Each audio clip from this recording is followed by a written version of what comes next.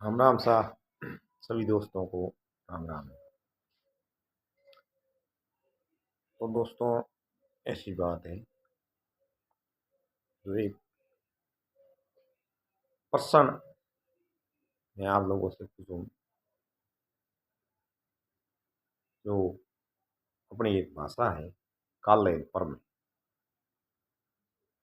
तो जो वो दिन नहीं पर में बोले और आज भी नहीं पर में बोले तो और दो बार पर में की के बोले भाई। जैसे मतलब आज 27 तारीख है, काले होती पसी, पर में होती सोई।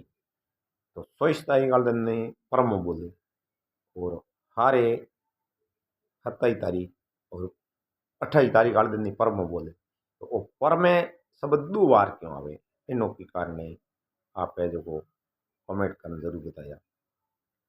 तो हारे पर में और काले पर में शब्द दो बार बोलिया करे, इनो के कारण तो कमेंट कर बताया। वो वीडियो आगे आगे शेयर करिया, लाइक करिया और कमेंट करिया।